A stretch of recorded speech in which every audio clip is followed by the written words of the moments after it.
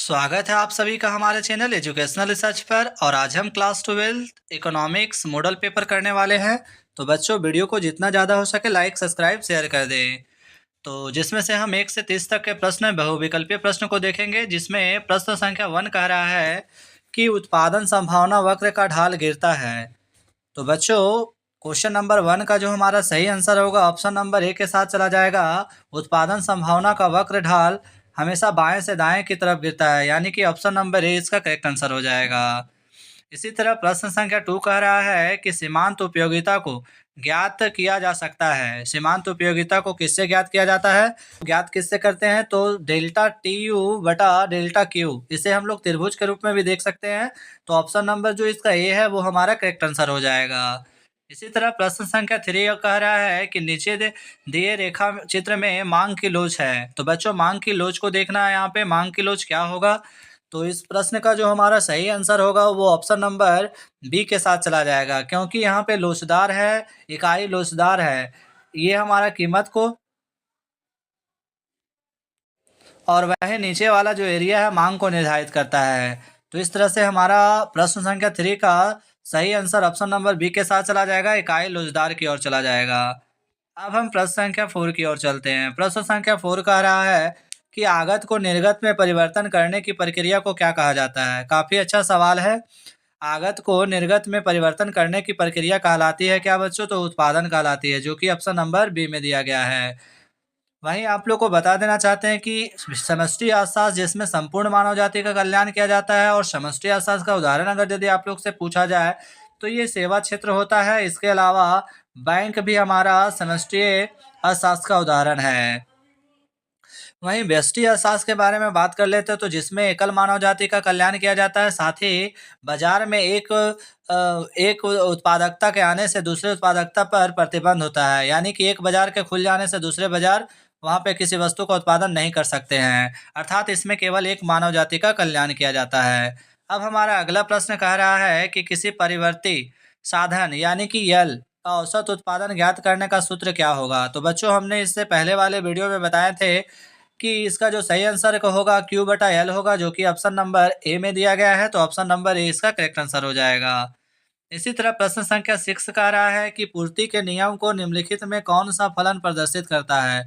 तो बच्चों, पूर्ति के नियम को जो प्रदर्शित करता है वो है एस बराबर एफ पी, जो कि ऑप्शन नंबर ए में दिया गया है। तो ये हमारा करेक्ट आंसर होगा।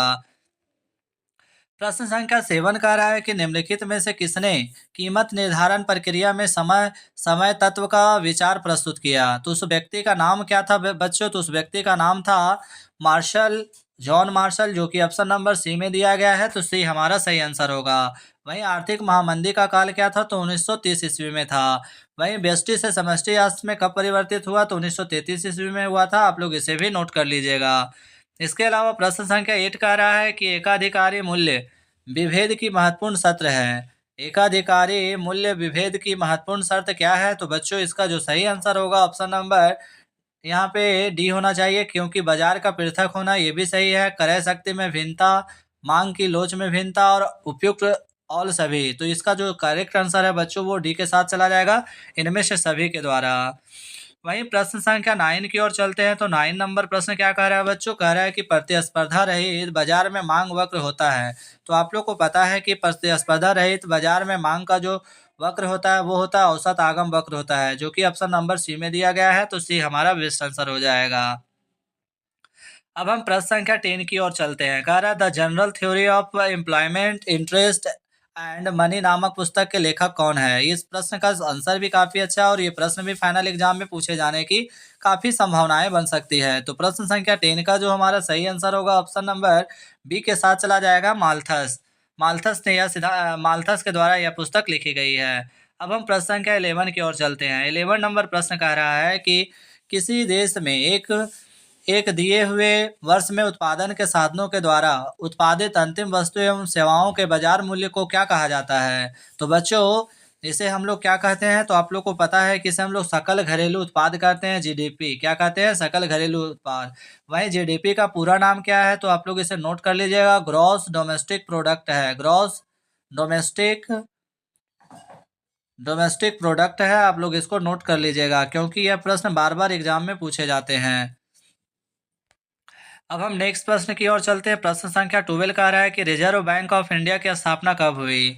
तो रिजर्व बैंक ऑफ इंडिया की स्थापना बच्चों 1935 ईस्वी में की गई थी, जो कि ऑप्शन नंबर बी के साथ चला जाएगा। इसके अलावा भारत का केंद्रीय बैंक कौन है, तो रिजर्व बैंक ऑफ इंडिया ही है। आरबीआई का पूरा नाम क्या है, तो रिजर्व बैंक ऑफ इंडिया होता है। आप लोग इसे भी नोट कर लीजिएगा। इसके अलावा 1 रुपया के नोट को छोड़कर बाकी नोटों को कौन जारी करता है, तो हमारा RBI reserve bank of India करता है। वहीं प्रश्न संख्या 3 की ओर चलते हैं। कह रहा है एक खुली अर्थव्यवस्था में सामूहिक मांग के निम्न में से कौन से तत्व है। तो सामूहिक मांग का कौन सा तत्व हो जाएगा बच्चों। तो सामूहिक मांग के लिए सबसे पहले देखिए, उपभोग भी जरूरी है, निवेश भी जरूरी है, सरकारी व्यय एवं शुद्ध शुद्ध शुद्ध निर्यात ये भी जरूरी है। तो इसीलिए हमारा जो सही आंसर निकल कर आ रहा है ऑप्शन नंबर डी आ रहा है। तो ऑप्शन नंबर डी इसका करेक्ट आंसर होगा, यानी इनमें से सभी। अब हम प्रश्न संख्या 14 की ओर चलते हैं। 14 नंबर प्रश्न क्या कह रहा है बच्चों, कह रहा है कि निम्नलिखित में से वास्तविक निवेश कौन है। तो वास्तविक निवेश यहाँ पे पूछा जा रहा है। ऑप्शन क्या दिया गया, शेयर खरीदना, पुरानी फैक्ट्री खरीदना, भवनों का निर्माण, बैंक में जमा खाता खोलना। तो इस प्रश्न का जो सही आंसर होगा ऑप्शन नंबर सी के साथ चला जाएगा। भवनों का निर्माण हमारा वास्तविक निवेश है, जो कि ऑप्शन नंबर सी में चला जाएगा। अब हम प्रश्न संख्या 15 की ओर चलेंगे। कह रहा है भारतीय संविधान के किस अनुच्छेद का संबंध बजट से है। काफी अच्छा प्रश्न है। साथ ही आप लोग हमें कमेंट में जरूर लिखें कि भारतीय बजट का वर्ष क्या है और कब से कब तक चलता है। तो इस प्रश्न का जो हमारा सही आंसर होगा बच्चों, वो ऑप्शन नंबर डी के साथ चला जाएगा। अनुच्छेद 112 भारतीय बजट से संबंधित है, जो कि ऑप्शन नंबर डी में दिया गया है। तो डी हमारा सही आंसर हो जाएगा। इसी तरह प्रश्न संख्या 16 कह रहा है कि दीर्घकाल में, दीर्घकाल मतलब होता है लंबे समय के लिए, दीर्घकाल में एक पूर्ण प्रतियोगी फार्म उत्पादन बंद कर देगा यदि, यदि क्या हो जाएगा, तो यदि, यदि पी और पी जो है एसी को दर्शाएगा, जो कि ऑप्शन नंबर डी में दिया गया है। तो डी हमारा करेक्ट आंसर हो जाएगा। वहीं प्रश्न संख्या 17 कह रहा है कि प्रत्यक्ष कर के अंतर्गत निम्नलिखित निम्न में से किसे शामिल किया जाता है। तो प्रत्यक्ष कर का उदाहरण यहाँ पे पूछा जा रहा है साफ साफ।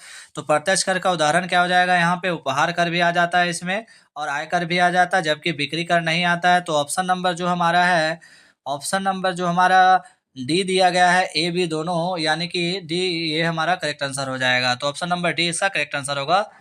अब हम प्रश्न संख्या 18 की ओर चलते हैं। कह रहा है अंतर्राष्ट्रीय मुद्रा कोष की स्थापना कब हुई। IMF इंटरनेशनल मॉनेटरी फंड इसका पूरा नाम होता है। आप लोग इसे नोट कर लीजिएगा।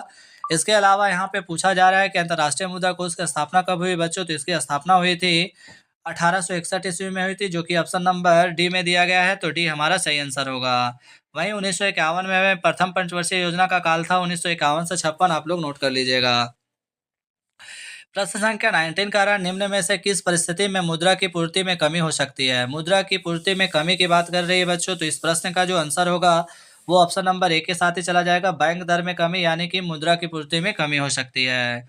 अब हमारा प्रश्न संख्या 20 कह रहा है, प्रश्न संख्या 20 कह रहा है कि भारत में वित्तीय वर्ष की कालावधि होती है। अभी हमने ऊपर ही चर्चा किए हैं। तो इस प्रश्न का आंसर किस ऑप्शन नंबर जो हमारा सी में दिया गया है, 1 अप्रैल से 31 मार्च हमारा जो होता है वो वित्तीय वर्ष होता है, जो कि ऑप्शन नंबर सी में दिया गया है। तो सी हमारा करेक्ट आंसर होगा। वीडियो को अगर अच्छा लगा हो तो लाइक सब्सक्राइब शेयर करना ना भूलें, क्योंकि यह वीडियो सभी बच्चों के लिए महत्वपूर्ण साबित होने वाला है। साथ ही आप लोग को बता देना चाहते हैं कि इस बार का जो एग्ज़ाम है उसमें आप लोग का पैटर्न सेम रहने वाला है। जिस तरह से आप लोग का 2024 का एग्जाम हुआ था, सेम 25 में भी इसी तरह के पैटर्न रहने वाला है। आगे प्रश्न कह रहा है कि पूंजीवादी अर्थव्यवस्था के संबंध में निम्नलिखित में से कौन सा कथन सत्य है। पूंजीवादी अर्थव्यवस्था के संबंध में निम्नलिखित में से कौन सा कथन सत्य है। तो बच्चों 21 नंबर प्रश्न का जो हमारा सही आंसर होगा वो ऑप्शन नंबर सी के साथ चला जाएगा। सरकार का पूर्ण हस्तक्षेप, यही हमारा क्या हो जाएगा, एक पूंजीवादी अर्थव्यवस्था के संबंध में सत्य कथन है। प्रश्न संख्या 22 कह रहा है मान लिया जाए एक देश में 2 लाख व्यक्ति रोजगार में संलग्न हैं, मतलब कि जुड़े हैं, तथा 10,000 व्यक्ति कार्य करने को इच्छुक है लेकिन उन्हें काम नहीं मिल पा रहा है। तो देश में बेरोजगारी की दर क्या होगी। तो आप लोग को पता है कि इस तरह के प्रश्न के लिए हम लोग क्या करते हैं, देश में बेरोजगारी का जो दर होगा वो हमारा 2% होगा, जो कि ऑप्शन नंबर ए के साथ चला जाएगा। ए हमारा करेक्ट आंसर हो जाएगा। 2 लाख का 10,000 में, तो 2 लाख का 10%, तो बच्चों 2% होगा, आप लोग को पता ही है। वहीं प्रश्न संख्या 23 की ओर चलते हैं, जिसमें से कहा रहा है कि मुद्रा के स्थैतिक और गत्यात्मक कार्यों का विभाजन किसने किया। ये भी प्रश्न काफी अच्छा है और इस प्रश्न का आंसर जो है ऑप्शन नंबर बी के साथ चला जाएगा। पॉल एंगिस ने किया था, जो कि ऑप्शन नंबर बी में दिया है। प्रश्न संख्या 24 कह रहा है कि आय के वृत्ताकार प्रवाह मॉडल में विक्रेता से क्रेता की ओर वस्तुओं एवं सेवाओं के प्रवाह को क्या कहते हैं। क्वेश्चन क्या कह रहा है बच्चों कि आय के वृत्ताकार प्रवाह मॉडल में विक्रेता से क्रेता की ओर वस्तुओं एवं सेवाओं के प्रवाह को क्या कहा जाता है। तो उसे क्या कहा जाता है बच्चों, तो उसे कहा जाता है वास्तविक प्रवाह कहा जाता है, यानी कि एक्चुअल फ्लो कहा जाता है, जो कि ऑप्शन नंबर बी में दिया गया है। तो बी हमारा करेक्ट आंसर हो जाएगा। प्रश्न संख्या 25 कह रहा है कि मुद्रा ने दूर किया है। मुद्रा ने किसे दूर कर दिया बच्चों, तो मुद्रा ने दूर किया है वस्तु विनिमय प्रणाली की कठिनाइयों को। वस्तु विनिमय प्रणाली आप लोग को पता है कि वस्तु के बदले वस्तु लिया जाता था। जिस समय मुद्रा की शुरुआत नहीं हुई थी उस समय लोग क्या करते थे, किसी के पास चावल है तो वो अपने चावल को देकर गेहूं को प्राप्त करते थे, और जिसके पास गेहूं है वो गेहूं देकर चावल प्राप्त करते थे। उसे ही वस्तु के बदले वस्तु को देना वस्तु विनिमय प्रणाली कहलाता है। तो मुद्रण के आने से क्या हुआ, वस्तु विनिमय प्रणाली की कठिनाइयों को दूर किया गया। वहीं मुद्रण की शुरुआत कहाँ से हुई, तो चाइना से हुई। आप लोग इसे नोट कर लीजिएगा। प्रश्न संख्या 26 की ओर चलते हैं, जिसमें कह रहा है कि आय के संतुलन स्तर पर, आय के संतुलन स्तर पर क्या होता है बच्चों, तो आय के संतुलन स्तर पर बचत और निवेश बराबर होते हैं, जो कि ऑप्शन नंबर ए में दिया गया है। तो ये हमारा करेक्ट आंसर हो जाएगा। इसी तरह प्रश्न संख्या 27 कह रहा है कि निम्नलिखित में से विनिमय का एक सर्वमान्य माध्यम कौन सा है। तो विनिमय का एक सर्वमान्य माध्यम जो हमारा होगा बच्चों वो क्या हो जाएगा, मुद्रा हो जाएगा, जो कि ऑप्शन नंबर डी में दिया गया है। तो डी हमारा करेक्ट आंसर होगा। अब हम प्रश्न संख्या 28 की ओर चलते हैं, जिसमें कह रहा है कि पूर्ण प्रतियोगी बाजार में फार्मों की संख्या होती है। तो एक पूर्ण प्रतियोगी बाजार में फार्म की संख्या कितनी होती है, अत्यधिक होती है, यानी कि लार्ज नंबर। इसमें कोई यानी कि लिमिट नहीं होते हैं। प्रश्न संख्या 29 कह रहा है, प्रश्न संख्या 29 कह रहा है कि निम्नलिखित में से समग्र मांग का एक घटक नहीं है। तो समग्र मांग का घटक नहीं है बच्चों, तो क्या हो जाएगा, वित्तीय परिसंपत्तियों का व्यय, यानी कि ऑप्शन नंबर डी में दिया गया है। तो डी हमारा करेक्ट आंसर हो जाएगा। इस तरह से हम प्रश्न संख्या 30 की ओर चलते हैं, जो आज का हमारा लास्ट प्रश्न है, जिसमें कह रहा है कि विदेशी विनिमय दर क्या है। तो विदेशी विनिमय दर क्या है बच्चों, तो ये विदेशी विनिमय दर जो है देशी मुद्रा की विदेशी मुद्रा में कीमत ही विदेशी विनिमय दर कहलाता है, जो कि ऑप्शन नंबर डी में दिया गया है। तो डी हमारा करेक्ट आंसर होगा। तो इस तरह से हमने बहुविकल्पी जो 30 प्रश्न हमारे पूछे जाएंगे उसको हमने हल किए हैं। नेक्स्ट वीडियो में हम सब्जेक्टिव टाइप प्रश्न को हल करेंगे। आज के लिए बस इतना ही। जय हिंद, जय भारत।